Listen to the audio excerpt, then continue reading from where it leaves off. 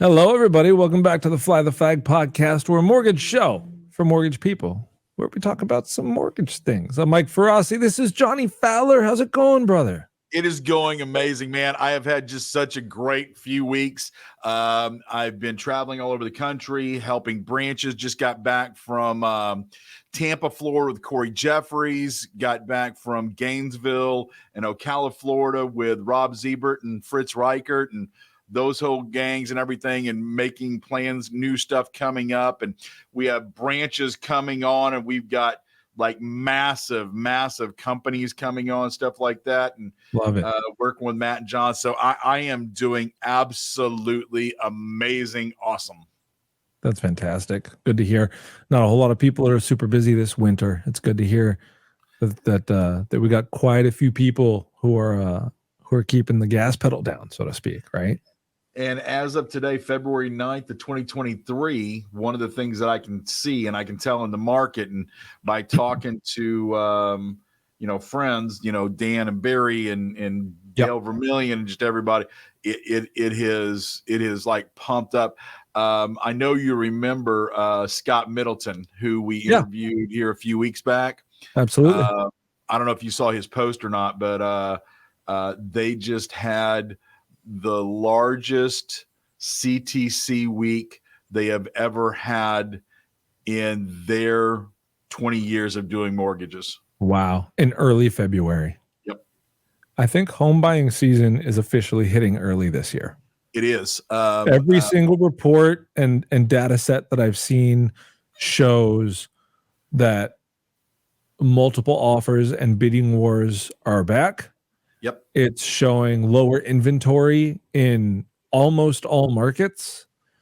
It's showing sellers' advantages coming back, and we might be seeing I don't know about an end, but maybe a decline in the seller credits, willingness to pay for closing costs, temporary buy downs, things like that.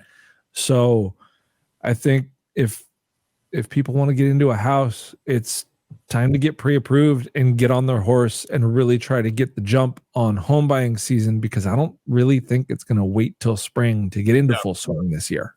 No, I think first day of spring is like March 21st, and I think we'll already be a month into it by then, by the time spring hits.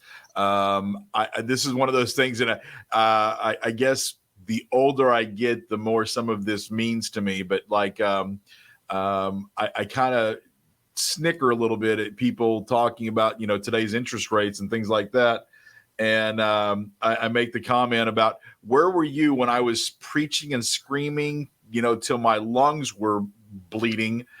It's 2% interest rates. You're never going to see this again, no matter what. Got to get into the game.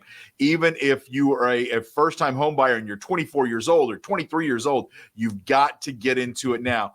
You are missing out so bad. And that's one of the things you look at. And I was talking to Dan Abib about this the other day. If you look at it, if somebody would have jumped in at the beginning when all of a sudden rates started dropping like crazy, and the Fed was doing quantitative easing, and all of a sudden we've got 2% rates, and that's kind of a normal thing, is 2% rates. But not only did you have 2% interest rates, you had appreciation that was well into the double digits in not only some areas, most areas. Just think how well off you would be in that little over 2 year period if you would have paid attention and listen. I actually have a video that we're going to record today. I've got about on my whiteboard about 20 videos that we're going to record today, and one of them is going to be kind of a parody on the you guys. I'm sure you have them out there. We've got them big here in Texas. Those horrible lawyer commercials. Oh yeah. Are you a victim of So I'm going to do a parody video of, are you a victim of family that has no idea what they're talking about the mortgage? You're just talking about any lawyer commercial that runs during The Price is Right. That's it. There we go. Okay. Yeah. So I'm going to do one of those, and we're still trying to figure out all of the setup, and if we're going to do costume change and all of those things.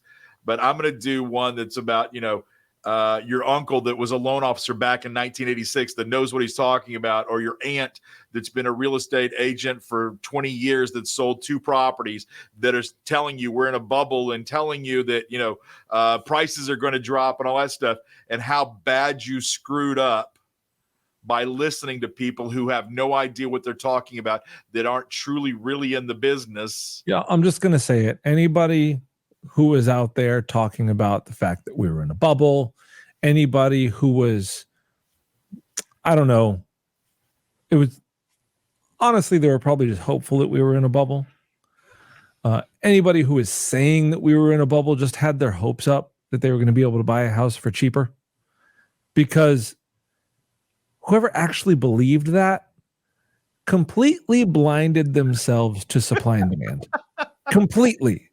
Because here we are with rates still in the low to mid 6s. It's not like they're low compared to what they have been in past years, but we still have a huge supply issue.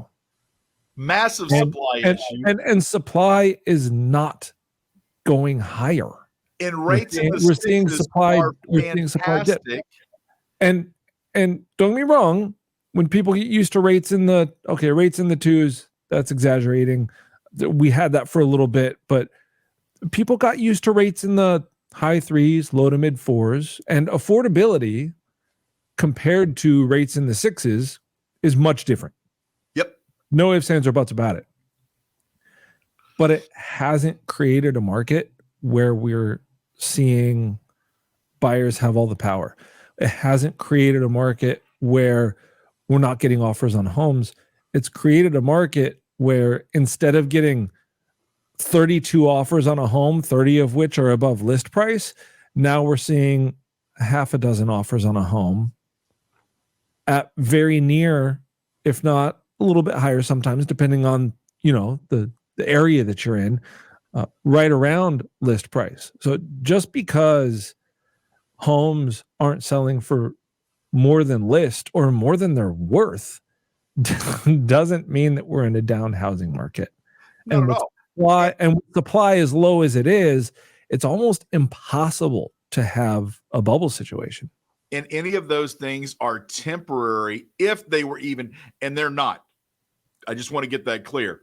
But you hear people that are saying things. In my opinion, it's an ignorant statement when you compare this to 2007, 2008, because 100%. You haven't done your research. You have not seen what the differences are. It's just you spouting off something. But here's one that when people say things like that, and it may sound crazy and it may sound like, what the hell is he talking about? But I say, how much was a Chevrolet truck in 2007 or 2008?